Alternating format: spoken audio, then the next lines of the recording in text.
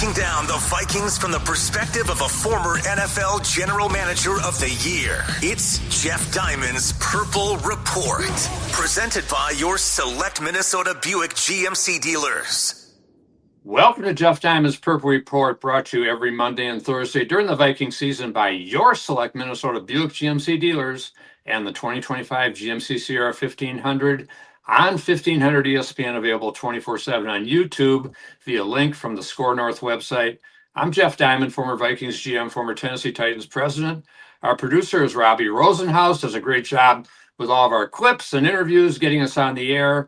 And Robbie, Vikings are at a little bit of a crossroads here for the next couple weeks, sitting at 3-4, and on the outside looking in on the playoff race, but still 10 games to go, and a very difficult, challenging matchup ahead this Sunday at Detroit, where the Vikings have lost the last 4 meetings and they haven't beat the Lions in the last 5 games against each other. So it's going to be a huge challenge. But as we talked about on Monday, upsets happen every week in the NFL, and maybe this is the Vikings week. There is some good news on the injury front. JJ McCarthy is going to start. He says he's healthy. He's extremely confident. We also know that Christian Darrisaw was a full participant in practice on Wednesday. Probably would have perhaps a day of recuperation on Thursday, but it looks like he's on target to start. Brian O'Neill's been limited. The other tackle, they need those guys badly in pass protection and in the run game. And I think a huge addition, looks like Andrew Van Ginkel is going to play this week. He's basically only played 2 games this season with 2 sacks, Pro Bowl, outside linebacker, edge rusher, critical guy to the defense to pressure Jared Goff, help stop Jahmyr Gibbs and David Montgomery in the run game, set the edge, and all the factors that he brings as a Pro Bowl player to that defense, including 2 pick sixes last year. They desperately need Van Ginkel back in the lineup, and he was a full participant on Wednesday, says he expects to play. That is good news for the Vikings as they head into this big matchup. No, without a doubt. And I think I had emailed you something in the last couple of days about the last time the Vikings have launched this big and upset bid. And it was all the way back in the early 2010s when Leslie Frazier was the coach, and they went to Philadelphia on a Tuesday night and ended up beating Michael Vick and the Eagles. And this seems like a gargantuan task, as you said, with questions on both sides of the ball. But as you added, they're getting people back on both sides of the ball. So they're going to take their best shot at this. And as they're healthy on both lines, I think that's going to help. The Lions' offensive line is not what it was, but it's still got some amazing players like Penei Sewell, and they have some amazing playmakers. And we saw what the Eagles' offense did to them, and I fear for the Vikings' defense. But this game's about one person and one person alone, and you know who that is, and that's JJ McCarthy. Yeah, and, definitely. And I'm sure we're going to get into that as we move forward here. But I just think the week is about the quarterback, and it's always about the quarterback, especially this week. Yeah, definitely true. JJ McCarthy returns to his college stomping grounds, where he led the Michigan Wolverines to the 2023 National Championship. That will have JJ fired up. And I'm of the opinion that it's a good time to bring McCarthy back. First of all, he's healthy, which is critical, and he's got to stay healthy. They have to protect him, and if he takes off scrambling, he's got to slide. He's got to get down, protect himself against some potential cheap shadows on that Lions defense, and we've seen that in the past with guys like Kirby Joseph, who may or may not play this week with a knee, but he took out Hockenson a couple of years ago with a low blow. So JJ's got to get down when he runs. He's got to get the ball out quick to Jefferson, to Addison, to Hockenson, Aaron Jones out of the backfield. I'm sure Kevin O'Connell is stressing that this week, that's a key factor in the passing game, and they have to be able to run the ball. And they had some success running against Detroit last year in both meetings. The Vikings lost both those games. The Week 7 game, the Vikings lost here 31-29, a really exciting game. And in that game, the Vikings had a very good day running the ball. Aaron Jones had 93 yards rushing. They had 139 on the ground. And so they had the capability last year, but that they need their big tackles in there. Darisaw missed that game last year. They still were effective running the ball against Detroit, but then Aiden Hutchinson was also out at that time, and we know how important he is. That's McCarthy's former college teammate. And so the Vikings need to be able to run the ball, need to have somewhat of a balanced offense against Detroit, try to have some ball control, keep that Detroit offense off the field if they can. But they just have so many weapons. And Jahmyr Gibbs is rolling this season, and he was great against the Vikings last season too. And that is a huge concern going into this game. But let's go back. First of all, a few of our audio highlights, and then we're going to hear from some of the coaches and players going into this big matchup. But first of all, let's go back to week 7 this year.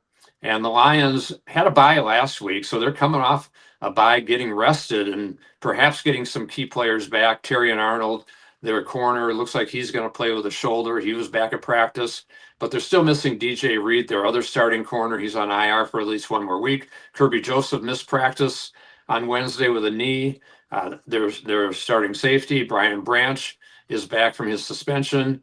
And so the Lions secondary will be more intact than they were against the Bucs, but they had all 4 starters out against the Bucs and still held Baker Mayfield and company to only 9 points in a 24-9 win. Lions improved to 5-2 on the season, half game behind the Packers, who are 5-1-1. Vikings going to this game 3-4. But going back to that Lions Bucs game before their bye week, and here was Jahmyr Gibbs, and he is dangerous, super quick. And here he goes on a 78-yard touchdown run. Right up the gut, there goes Gibbs. Foot race. Winfield can't get there. Touchdown Lions. That put him up 14-0 in that game. I want to go back, Robbie, to the 2024 games. And the week 7 matchup, as I said, the Vikings went into that game 5-0. And it was a terrific game. Vikings got ahead 10-0 early in the game. Aaron Jones had a long touchdown run early. Lions came back and went back and forth, took a pretty big lead. Then all of a sudden, Ivan Pace returns a fumble for a touchdown. Vikings took a 1-point lead. And then the Lions came back, final drive, and kick a winning field goal. But there were a lot of really exciting plays in this game. Amon-Ra St. Brown is a guy the Vikings have had a lot of trouble with over the years. And he had a couple of big games against the Vikings last year. In this first game, he had 116 receiving yards and 112 receiving yards on 8 catches and a touchdown. And here was a 35-yard TD pass from Jared Goff. They bring 6, they drop 1. Launching Goff over the top for St. Brown. And Detroit, after trailing by 10, has taken the lead. If you remember, they were up 21-10 in that game. And as you said, it was back and forth. And these teams have played some wild games over the years, but none have gone the Vikings' way the last 2. Yeah, that's for sure. And the Vikings did sack Darnold 4 times in that game. But Gibbs hurt him on the ground, 116 yards and 2 touchdowns. St. Brown, as I said, 112. And Goff had a pretty big game with 280 yards passing and 2 touchdowns. And he was pretty good against the blitz as on that play. Same game, Sam Darnold had a good game the first time against the Lions. He was awful the second time, with everything on the line for the division title and the top seed in the NFC. But in this game, he threw for 251, and here he hits Justin Jefferson on a touchdown pass. 3rd and long for Darnold, taking a shot for Jefferson!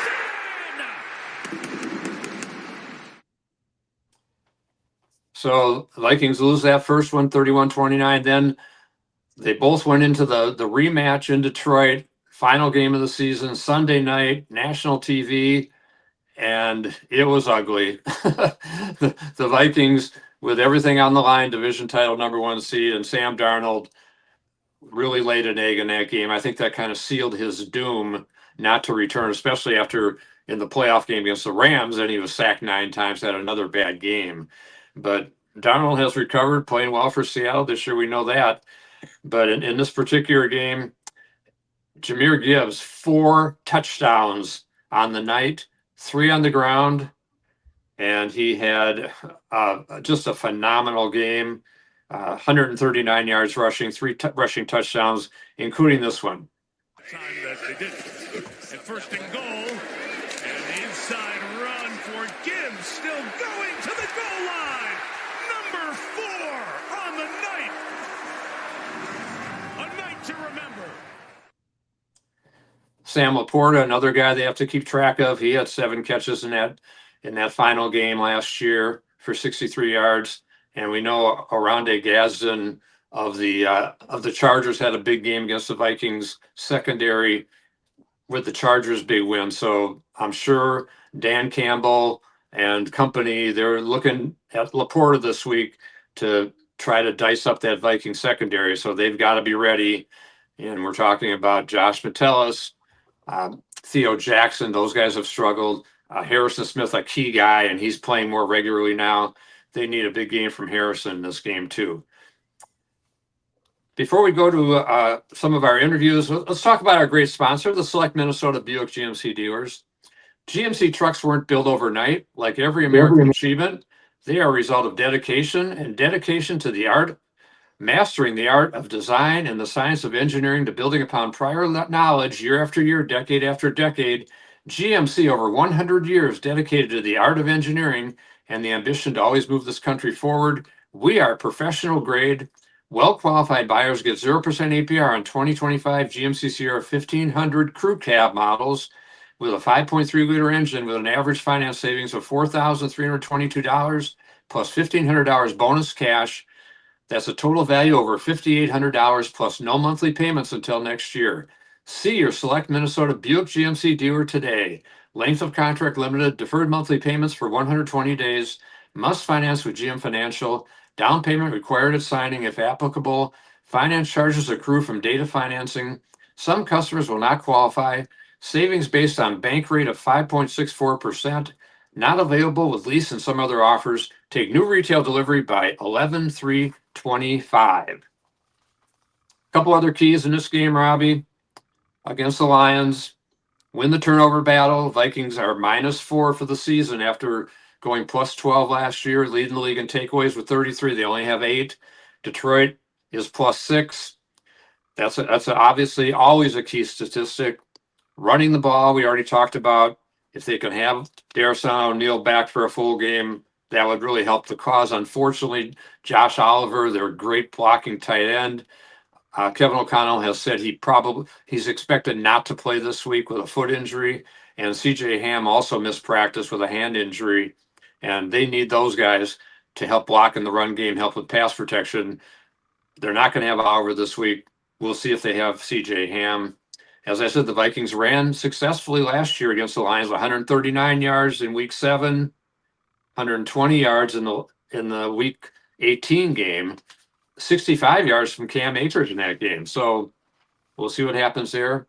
McCarthy's got to get the ball out quick, got to get the ball to Jefferson. He's had a lot of big games against the Lions over the years and had 7 catches for 81 yards on a TD in the first game last year. Detroit secondary, as I said, has been banged up. We'll see how intact they are. Containing Jahmyr Gibbs, we know how important that's going to be. And David Montgomery has had some big games too. Although he had that big fumble last year, that pace return for the touchdown. But one good thing, Robbie, at least they don't have to worry about Jared Goff taking off and running or escaping the pocket, as was the case with Jalen Hurts and Justin Herbert the last 2 games. and that really hurt them, to use a pun there, unintentionally. But something that you and I have talked about the last basically month to 6 weeks has been their third down defense. And when we watched the game Thursday night in LA, it seemed like they were doing a decent job until the second half when things got out of hand on the early downs. And it was Herbert making a play, or the week before, Hurts made the huge play to A.J. Brown on third down late in the fourth quarter or middle of the fourth quarter that would have given the Vikings the ball back, down only a couple of points with a chance to perhaps take the lead. So I think the hallmark of a Flores defense, and Mike Zimmer, when he was coach, really harped on this too, is that you have to get off the field on third down. It's so Yes. demoralizing for a team, especially at home. And I know they're going to be on the road this week, but just being in the crowd, and I was there last year at that Lions game that was back and forth like a seesaw. I mean, trust me, it was a lot of fun. It wasn't fun walking out, but it was a lot of fun. And I think this week they're going to put up some points, and I think that the third down defense is really going to come into play, just like it has the past month to 6 weeks when they really have not been playing good football. Yeah, and they're down on offense too, where they were only 3 of 11 last week. Those are key points, and perhaps McCarthy with his legs can pick up some first downs as he did in that Bear opening game, more so than Carson. Well, even though Carson did have some decent runs, but he clearly doesn't have the athletic ability at this stage of his career that McCarthy does. And as we know, Carson Wentz now undergoing surgery on that left shoulder, so he will be out for the year. Max Brosmer will be the number 2 quarterback. They signed John Wolford, who O'Connell had worked with in LA in the past. He was at Jacksonville last year. He's on the practice squad and could be brought up as that emergency third quarterback. Perhaps we'll see. A couple other keys: pressuring Goff. We know that's going to be critical. Having Van Ginkel back helps. Jonathan Grenard needs to have more sacks. He has only 2 this season after 12 last year. He missed a big opportunity against Herbert on the first drive last week to get him on the ground. Need a big game from him. Blitzing Goff is a little dangerous, but when they can get there, it's great. So Cashman, Pace, Wilson on the blitzes, Metellus, Harrison Smith, we'll see what they do there. And then covering those receivers, not only Amon-Ra St. Brown, who has hurt them in the past, and Laporta I mentioned, but Jameson Williams is a deep threat for Detroit. So watching out for them. Let's hear from Kevin O'Connell talking about what's ahead for the Vikings. Big week for our team, obviously. Going to have a critical stretch, 8 straight weeks where we'll have Sunday games, allowing our team to have, full good weeks of preparation, and obviously an NFC North game on the road. We're 1-0 this year in the NFC North. We've got to try to compete like crazy in a really talented division, a tough place to go play. Dan Campbell, one of the best head coaches in the NFL, getting his team ready to play. So it's going to be a challenge, coming off of a little extra time, continuing to get some guys recovered and rested, and looking forward to getting on the practice field today. I mentioned before JJ McCarthy, big opportunity this week. And as I've said, I think the pressure, it's always pressure for a starting quarterback. And he's returning to his college roots where he played at Michigan. But the fact that nobody's picking the Vikings to win this game, I think maybe takes a little of the heat off of JJ going into this matchup. We'll see how that plays out for him. If he doesn't have the protection, it's not going to matter. And yeah, but there has been a lot of noise, though, in the media this week, both national and local, about some of the kind of underlying tension and things like that that's going on. So that does heap a little pressure. But I think you're right, though. The fact that they're a huge underdog kind of takes a little bit of the weight off of his shoulders. Yeah, definitely. And here's JJ talking about feeling confident and talking about facing his college teammate, Aiden Hutchinson. Extremely confident. Every time we step out there, it's the work that we put in every single week. It's the trust in my teammates and coaches, and all of that's been at an all-time high. It sucks not being able to get the reps and, be able to continue to progress all the fundamentals and all the little things, but there was a lot of areas that, I picked up and think I benefited from, just watching and observing from the sidelines. So, extremely confident and ready to get after it.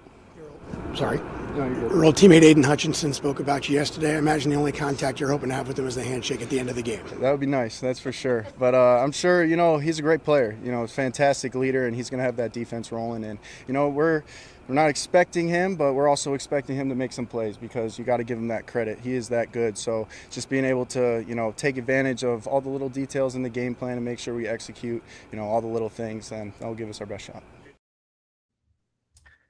Christian Darrisaw, we've talked about. It's just killed the Vikings when he went out of that game after 9 snaps against the Chargers. It just discombobulated that offensive line with Brian O'Neill already out. The hope is to have both those guys this week, which would be huge. And Darisaw talked about just the process of returning from that devastating ACL injury last year. I wouldn't say it's too frustrating, just because it's just a part of the process. Like I mentioned earlier, like I'm way ahead of where I even thought I would be, or anyone thought I would be right now. So it's like I said, just taking it a day at a time, seeing how the body responds, and I know once I get to that point, my body will be back in that rhythm how I was before the surgery happened. So, Christian, how helpful do you think it is that you guys are past kind of the international trip and now the Thursday night game, and you really get to have a Sunday to Sunday routine? Yeah, it's going to be really helpful. Just having those really 6 days to kind of recover for me throughout the week, and just having our normal routine. We're going to hear from Andrew Van Ginkel. As I said, he is a critical player for that defense and expected to return. And also hear from the Lions coach Dan Campbell talking about this big game with the Vikings. First, here's our great sponsor, the Select Minnesota Buick GMC dealers. GMC trucks weren't built overnight. Like every American achievement, they are a result of dedication. A dedication to mastering the art of design and the science of engineering. To building upon prior knowledge, year after year, decade after decade. GMC, over 100 years dedicated to the art of engineering and the ambition to always move this country forward. We are professional grade. Well-qualified buyers get 0% APR on 2025 GMC Sierra 1500 Crew Cab models with a 5.3-liter engine with an average finance savings of $4,322 plus $1,500 bonus cash. That's a total value over $5,800 plus no monthly payments until next year. See your local GMC dealer today. Length of contract limited. Deferred monthly payments for 120 days. Excludes residents of Pennsylvania. Must finance with GM Financial. Down payment required at signing if applicable. Finance charges accrue from data financing. Some customers will not qualify. Savings based on bank rate of 5.64%. Not available with lease and some other offers. Take new retail delivery by 11/3/25. The Lions have had some trouble rushing the passer at times this year. And if McCarthy has time to throw, he can do some damage throwing to that great group of skilled players, as I mentioned. And perhaps it's a big week for Jordan Addison. Jefferson's had big games against the Lions. We know that. The Lions secondary banged up. We'll see. Couple other keys: limiting the penalties. It kind of resurfaced in LA against the Chargers, 8 penalties for 66 yards in that last game after they were a little better against the Eagles, but the Vikings still one of the most penalized teams in the league and can't have those holding penalties on a long kickoff return. Tyler Batty did it twice against the Chargers to nullify really good returns by Miles Price. And this is the kind of game where if your special teams make a big play, block a kick for a touchdown, or have a punt return or kickoff return for a touchdown, that's how you can pull off a big upset in a week like this. So we'll see what happens, but they need solid play from the special teams. The kickers on both sides are good kickers. Their only misses this year are 50-plus field goals. Will Reichard, Jake Bates, and they're both perfect on extra points. Andrew Van Ginkel, I've been talking about him for weeks, as you know, Robbie, and I think it's kind of underrated, underplayed how important he is to that defense, that he is a playmaker. He had 11 and a half sacks last year. He had 18 tackles for loss, 19 quarterback hits, 6 passes defensed, 79 tackles, a Pro Bowl player, and he's been only in there for 2 games. 3 touchdowns, I believe, as well last year. And 2 pick sixes. 2 pick sixes. Exactly yes. right. So we know how important he is to the defense, and Van Ginkel talked this week about his return. To me, I've just been kind of taking it day by day, week by week, and just continuing to progress and feel better day after day, and that's kind of been the ultimate goal. And these guys have put a great plan in place to help me get back to return to play. How difficult has it been? And I mean, it's no disrespect to your teammates, but watching the last few games, knowing I could be helping out there, man. It's brutal. There's nothing worse. This is why we play the game, to get out there to, earn the respect of your teammates, your coaches, and, all the fans that watch. And So it's been eating at me, and I can't wait to get back. Dan Campbell, we all thought he was kind of a goofball when he got hired, about talking about biting kneecaps off and all that, and lost his first 13 games until he beat the Vikings way back. I think it was 2021 or whatever. But he's turning into a pretty good coach, and he lost both of his coordinators this year. Aaron Glenn to the Jets as a head coach, and Ben Johnson to the Bears, and they're still rolling on offense. The defense hanging in there. Dan Campbell talking this week about facing the Vikings. Obviously the Vikings, good division opponent. Got a lot of respect for what KOC's done out there, and that staff and that team. They've had a lot of success. Have always found a way to win and be competitive in this league, in this division, certainly. So good players. Jefferson starts with him. He's outstanding. Quarterback is talented. Young guy, but he is mobile. He's got a big arm, and he is accurate. So we got a big test there with those guys. Obviously Addison, Hawk. They've got weapons. And then defensively, just what Flores has done, it's always disrupted defense. They force you into errors. They capitalize like they did Cincinnati this year, forced 5 takeaways, 2 of them touchdowns. That's what they can do to you. They'll get on you. You got to stay composed and just handle your business, be patient. But a lot of good players. So Vikings and Lions go at it on Sunday noon in Detroit. First matchup this year. The rematch will be back here on Christmas Day, Christmas late afternoon on a Thursday, which will maybe help the Vikings to get the Lions on a short week and having to travel over Christmas. We'll see and see if the Vikings can get themselves back in the race by then and make that a really big game as it was last year late in the season. Do you put anything to KOC's comments about them playing now 1 o'clock Eastern noon games in a row and basically getting back into the routine? Because if you think about it, Thursday night games, Dublin, London, Monday night to start the year, do you think it helps when a team like that can just kind of get back into a weekly routine? They know when the practices are coming, and for the next 2 months, just kind of settle in. Yeah, I think it's a big factor, especially with a young quarterback, that he can have a full week of practice, and they can have a lighter day on Monday after a game. They can have a day off on Tuesday. Then they come in for the heavy days, Wednesday, Thursday, lighter Friday. Basically a walkthrough on Saturday. Getting to that routine, I think, will help the Vikings. That it's been kind of a grind early in the season with all these different games and different matchups. The NFL did them no favors by sending them to LA on a short week after a very tough opponent in the Eagles. Last year was the Lions, and they had to go play the Rams. So I think the schedule will definitely play in their favor, definitely help them. And okay, Robbie, let's pick the game. I'm going to go first. I think both offenses can move the ball. I think that Lions defense, they're okay. They're number 8. They're pretty good. A little shaky against the pass. 16 ranked, 4th against the rush, which doesn't match up well against the Vikings' 26th ranked rushing attack. And on the other, conversely, the Lions are 7th in the league in rushing. The Vikings 24th against the run. Obviously, whoever runs the ball better is going to have a good chance to win this game, and you have to favor Detroit in that running game. And Jahmyr Gibbs, such a talented player as a rusher, as a receiver out of the backfield. Aaron Jones can do it too, but not at the level at this stage of his career that Gibbs can. Everybody's having trouble slowing him down. The offensive line's been pretty good. It puts a lot of pressure on the Vikings defense. They've got to get good penetration from guys like Jonathan Allen and Javon Hargrave up front, from the edge players, and the linebackers have to be really good. Blake Cashman, Ivan Pace, Eric Wilson, picking up Gibbs out of the backfield, stopping Montgomery in the run game.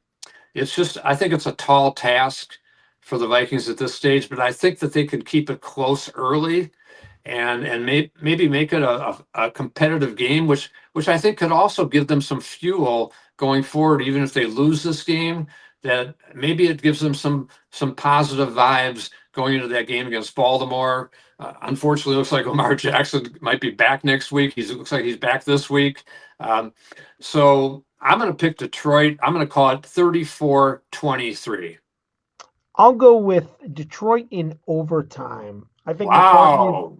I think McCarthy is going to make enough plays to keep them in this game, surprise some of the fan base that thinks that he was kind of soft benched and wasn't hurt. And I think he's going to make plays against this Lion defense. The problem is, I think we've seen now this Viking defense show its true colors over the last couple of weeks as these quarterbacks have gone up and down the field, and I have a feeling Goff may do the same. So I'll call it 27-24 in overtime. Lions win. So that would be yeah, there you go. Yeah, that would be very exciting, and it would be a heartbreak. But I think the Viking fans would probably take it. The Vikings team, they want to get the win. We'll see what happens come Sunday. We're going to break it down on Monday on our show, and elsewhere in the NFC North, the Packers will take care of Carolina, improve to 6-1-1. Chicago's at Cincinnati, hard game to call. Both teams a little inconsistent, but I think the Bears win that one. Game of the week, Kansas City's at Buffalo. I like the Bills. The Bills seem to always win those regular season matchup with the Chiefs, and the Chiefs win in the playoffs as they did in the AFC title game last year. So we'll be back on Monday to break down Vikings and Lions and start looking ahead to the Baltimore Ravens coming in. This has been Jeff Diamond's Purple Report, brought to you every Monday and Thursday during the Viking season by your Select Minnesota Buick GMC dealer and the 2025 GMC Sierra 1500 on 1500 ESPN, available 24/7 on YouTube via link from the Score North website. This is Jeff Diamond with Robbie Rosenhaus, and we will talk to you on Monday.